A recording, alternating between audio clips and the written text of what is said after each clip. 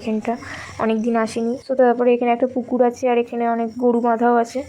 দেখে ভয়ও লাগছিল, কিন্তু ভয়ের কিছুই নেই, কিছুই করবে না বলছে তো ভালোই। তো অনেকক্ষণ ধরে গরু দেখতে দেখতে এদিকটা এবার লক্ষ্য করলো যে এবার বাড়ি যাওয়া দরকার। তারপরে এখানে পুকুরটা রয়েছে আর এখানে গ্রামের পরিবেশ যেহেতু, তো এখানে বেশি গাছপালা বেশি রয়েছে আর অনেক মন্দিরও আছে।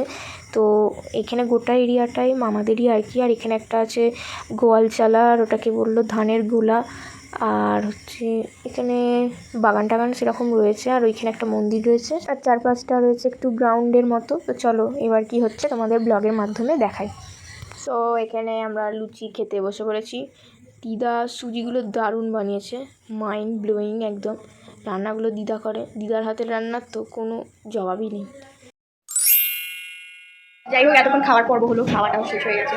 এখানে একদম গম গম অবস্থা, একদম মানে অনেক লোকজন এসেছে আর কি। আমি এত লোকজন তো কোনদিনও মানে দেখিনি, বা এত লোক আমি তো আসিনি। আমি তো বললাম না প্রথমে 8 বছর কি 7 বছর পর নর্মালি এসেছি। তো চলো ব্লগটা কন্টিনিউ করা যাক।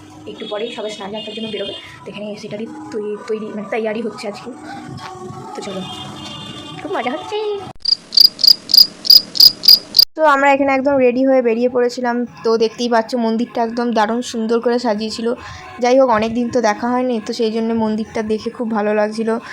এখানে দেখতেই পাচ্ছ এখানে প্রচণ্ড ভিড় হয়ে গেছে। এখানে সবাই স্নান যাত্রা করে এসে তারপরে একটা কি রিচুয়াল হয়, সেই রিচুয়ালটা পালন করে এরা এদের জায়গায় গিয়ে বসে রয়েছিল, দেখতেই পাচ্ছ। এখানে আমাদের মেজো মাসিদের আসতে এতটাই লেট হয়ে গেছিলো যে ওই জন্য আমরাও লেট করে বেরিয়েছিলাম।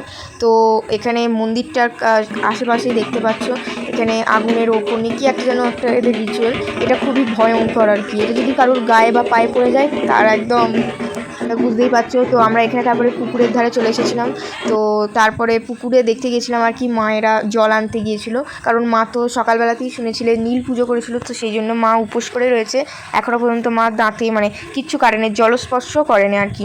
তো এখানে দেখতেই পাচ্ছ এবার পুজোটা শুরু হবে। আর এখানে আমাদের সবাই রয়েছে আর কি, দাদা দিদি যারা সবাই আছে এখানে, আমাদের ঘরের বাড়ির আত্মীয় স্বজন সবাই এখানেই রয়েছে। কিন্তু এখন বিষয়টা হচ্ছে পুজোটা কখন শুরু হবে, আর দেখতে দেখতেই দেখছি পুজোটাও শুরু হয়ে গেছিলো। তো চলো এবার কি হলো তোমাদেরকে দেখাই। ভিডিওটা হাফ কিন্তু তোমরা ভয়েস ওভারেই পাবে। আর এখানে আমার কিছু কিছু ইউটিউবার মানে সাবস্ক্রাইবারদের সঙ্গে দেখা হয়ে গেছিলো, কিছু ছোট ছোট, তারা আমাকে চিনেই আমার সঙ্গে ছবিও তুলেছে। মানে আমি এতটা যে উন্নতি করতে পেরেছি এটার জন্য thank you so much for your support. তোমাদের সকলের সাপোর্ট না থাকলে কিন্তু আমি এরকম কিছুই করতে পারতাম না। তো এই বকাঝকা হলো, তো চলো এবার কি হলো তোমাদেরকে।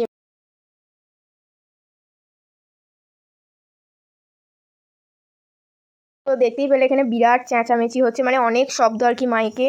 তো এখানে দেখতেই পাচ্ছ লম্বা একটা রেশন দোকানের মতন লাইন হয়েছে, আর ওখানে আমার মা আছে, দেখতেই পাচ্ছ ওই যে দাঁড়িয়েই আছে, সবাইয়ের সঙ্গে গল্প করছে। দেখো আমরা নিয়ে বসে পড়েছি, কিছু একটা এখানে বিক্রি করতে বসে পড়েছি। এতক্ষণে লাইনটা বেরোলো, আমরা এখানে কিছু একটা বাচ্চার একটু পরে যাবো। আমরা এখানে মানে চপ ঝালমুড়ি নিয়ে বসে পড়েছি আমরা আফটার অল এখানে বসার জায়গা পেয়েছি, নাহলে কোমর পা সেই থেকে দাঁড়িয়ে আছি, পায়ে ফসকা পড়ে গেল নতুন জুতো করে। চলো পড়ে গেছে, ঠিকই বলেছে।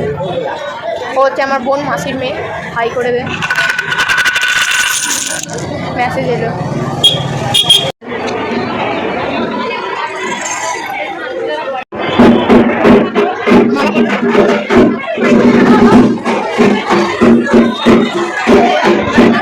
তো তোমরা দেখতেই পাচ্ছ মন্দিরটা এখানে কিন্তু দারুণ ব্যাপক সাজিয়েছে। আর এখানে একটা, এটা আমি ঠিক নিজেও জানি না এটাকে হেদল সেবা নাকি কি একটা বলে, মানে আগুনের ওপর দিয়ে এটা আরও রিক্সের কাজ। এটা আগুনের জ্বলন্ত আগুন নিচে রয়েছে, ওর ওপর দিয়ে পা হচ্ছে গামছার সঙ্গে বেঁধে কীরকম করে একটা যেন ঝোলা হয়, দেখো তোমরা, আমি তোমাদের দেখাই।